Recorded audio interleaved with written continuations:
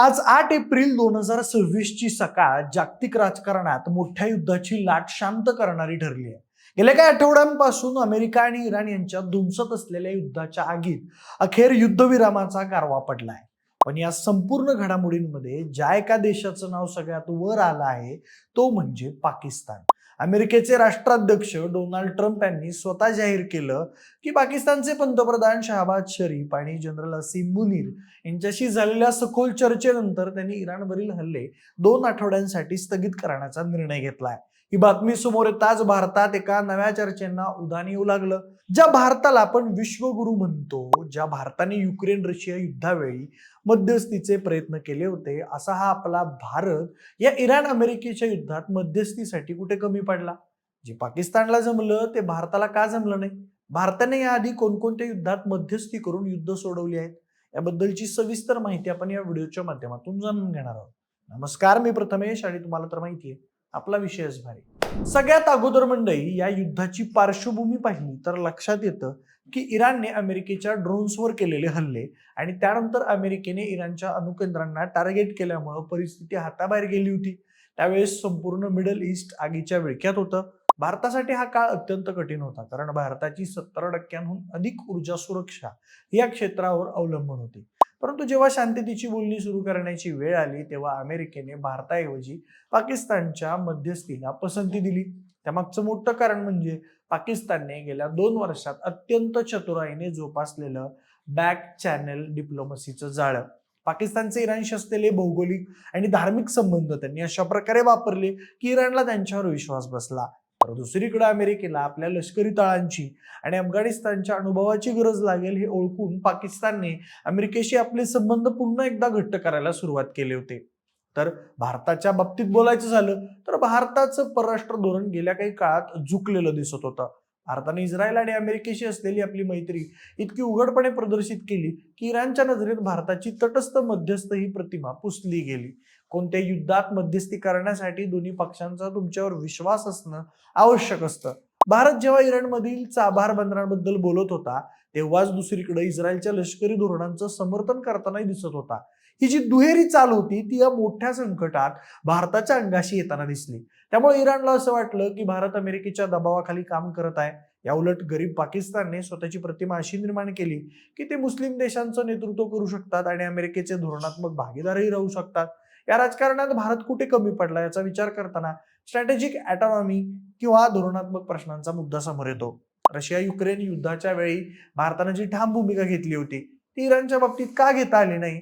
याचं उत्तर भारताच्या वाढत्या आर्थिक गरजा आणि अमेरिकेवर असलेल्या तंत्रज्ञानाच्या अवलंबपणात दडलेलं आहे. भारताने कदाचित असं गृहीत धरलं होतं की अमेरिका स्वतःहून भारताला मध्यस्थीसाठी विनंती करेल, परंतु जागतिक राजकारणात संधी चालून येत नाही, ती निर्माण करावी लागते. पाकिस्तानने अगदी योग्य वेळी आपल्या गुप्तचर यंत्रणा आणि परराष्ट्र मंत्रालयाचा वापर करून इराणच्या सर्वोच्च नेत्यांशी संवाद साधला. त्यांनी इराणला पटवून दिलं की जर युद्ध थांबलं नाही तर इराणचं अस्तित्व धोक्यात येईल आणि अमेरिकेला हे पटवून दिलं की इराणला पूर्णपणे नष्ट करणं हे अमेरिकेच्या उपयोगाचं नाहीये. ही जी बॅलेन्सिंग ऍक्ट आहे ती करण्यात भारताचं नेतृत्व यावेळी कमी पडलं.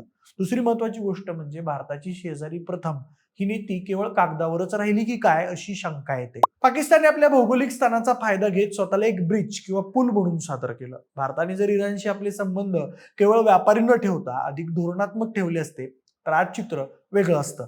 आजच्या बातम्या आणि विश्लेषकांच्या चर्चेतून हेच समोर येत आहे की भारताने इस्रायल अमेरिका गटात सामील होण्याची घाई केली. मध्य पूर्वेतील राजकारणात शिया आणि सुन्नी वादात न पडता भारतानं आपलं स्वतंत्र अस्तित्व टिकवायला हवं होतं. पाकिस्तानने नेमक्या याच वादाचा आणि अमेरिकेच्या गरजांचा फायदा घेतला. ट्रम्प यांनाही अशा एका मध्यस्थाची गरज होती जो इराणच्या जमिनीवर जाऊन थेट बोलू शकेल. मात्र भारताच्या परराष्ट्र मंत्रालयाने या काळात दिलेली विधानं अत्यंत सावध होती, परंतु त्यात निर्णायकतेचा अभाव होता. आपण केवळ शांतता राखा असं आवाहन करत राहिलो तर पाकिस्तानने प्रत्यक्षात शांतता कशी आणता येईल याचा आराखडा दोन्ही देशांसमोर मांडला. त्यामुळे भारताच्या सॉफ्ट पॉवरला मोठा धक्का बसलाय. जगाला आता हे कळून चुकलंय की भारत कदाचित रशियाशी बोलू शकतो, पण जेव्हा अमेरिकेच्या थेट हितसंबंधांचा प्रश्न येईल तेव्हा भारत अमेरिकेच्या विरोधात जाऊन इराणला वाचवण्यासाठी पुढाकार घेऊ शकत नाही. तर तिकडे पाकिस्तानकडे गमावण्यासारखं काहीच नव्हतं, म्हणून त्यांनी मोठी जोखीम पत्करली आणि बाय चान्स ती यशस्वी ठरली. या संपूर्ण घडामोडीत भारताला एक मोठी गोष्ट समजली की जगाच्या राजकारणात स्थान निर्माण करण्यासाठी केवळ जीडीपी वाढून चालत नाही, तर जिओ पॉलिटिकल संकटात सक्रिय भूमिका घ्यावी लागते. भारत मध्यस्थी करण्यात कुठं कमी पडला याचं सगळ्यात मोठं कारण म्हणजे आपली अति सावधगिरी. आपण कोणालाही दुखावू नये या प्रयत्नात कोणालाही खंबीर साथही देऊ शकलो नाही. मात्र पाकिस्तानने एका बाजूला इराणची पाठराखण केली आणि दुसऱ्या बाजूला अमेरिकेच्या अटी मान्य करून घेतल्या. त्यामुळे पाकिस्तानने मध्यस्थी करून युद्धविरामाची घोषणा केली. तर हीच गोष्ट भारतासाठी आत्मचिंतनाची वेळ घेऊन येणारी ठरली आहे. जर भविष्यात भारताला जागतिक महासत्ता बनायचं असेल तर आपल्याला अशा वादांमध्ये केवळ प्रेक्षक न राहता मध्यस्थी बनावं लागेल. जिओपॉलिटिक्समध्ये भारताची जी पकड ढिली झाली आहे ती पुन्हा मिळवण्यासाठी आपल्याला आपल्या जुन्या मित्रांशी, विशेषतः इराण आणि रशियाशी असलेले संबंध पुन्हा एकदा तपासावे लागतील. पाकिस्तानने या युद्धात निभावलेला हा रोल भारतासाठी डोळे उघडणारा आहे, कारण राजकारणात जे दिसतं ते नसतं आणि जे असतं तेच पाकिस्तानने करून दाखवलंय. जगाच्या या गुंतागुंतीच्या नकाशावर भारताला आपलं स्थान पुन्हा सिद्ध करण्यासाठी आता शब्दांपेक्षा कृतीची जास्त गरज आहे. अन्यथा मध्यस्थीच्या या शर्यतीत आपण असेच मागे पडत राहू आणि पाकिस्तान सारखे शेजारी बाजी मारून जातील. या 14 दिवसांच्या युद्धविरामाने तात्पुरती शांतता तर दिली आहे, पण भारताच्या परराष्ट्र धोरणासमोर अनेक मोठे प्रश्नचिन्ह उभे केले आहेत, ज्यांची उत्तरं आपल्याला नजीकच्या भविष्यात शोधावीच लागतील. त्याचबरोबर भारताने याआधी अनेक देशांच्या युद्धात मध्यस्थी करून आपले हितसंबंध जपले होते.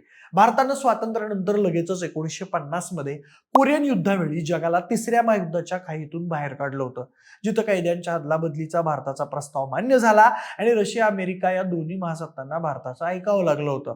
त्यानंतर 1956च्या सुएझ कालव्याच्या संकटात आणि व्हिएतनाम संघर्षातही भारतानं शांतता दूत म्हणून दिलेलं योगदान मोलाचं होतं. त्या काळात भारताच्या शब्दाला वजन होतं, कारण भारताकडे इजिप्त, युगोस्लाविया आणि इंडोनेशिया यांसारख्या अलिप्ततावादी देशांचा मोठा पाठिंबा असायचा, जे भारताला आपला नैतिक नेता मानत असत. त्या काळी सोव्हिएत युनियन सारखा मित्र भारताच्या प्रत्येक भूमिकेला जागतिक व्यासपीठावर बळ द्यायचा. मात्र आजच्या काळात हे चित्र बदललेलं आहे, कारण जागतिक राजकारण आता नैतिकतेपेक्षा आर्थिक हितसंबंधांवर जास्त चालू असल्याचं दिसतंय.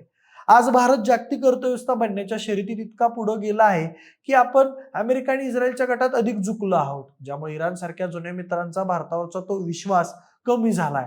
रशिया स्वतःच्या युद्धात अडकल्यामुळं आणि चीनने अरब जगात आपला प्रभाव वाढवल्यामुळं भारताचे जुने मित्र आता विखुरले गेले आहेत.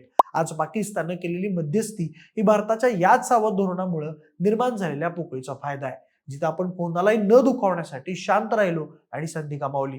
आता गरज आहे ती भारतानं पुन्हा एकदा आपल्या जुन्या मित्रांना सोबत घेऊन केवळ आर्थिकच नाही तर नैतिक महासत्ता म्हणून उभं राहण्याची, जेणेकरून जगाच्या नकाशावर भारताचं स्थान पुन्हा आढळ होईल. बाकी मंडळी, या 14 दिवसांच्या युद्धविरामाबद्दल तुम्हाला काय वाटतंय? येणाऱ्या काळात भारत आपली भूमिका काय घेऊ शकतो हे आम्हाला कमेंट करून नक्की सांगा. सोबतच आपल्या विशेष भारीच्या YouTube चॅनलला सबस्क्राईब करायला अजिबात विसरू नका. धन्यवाद.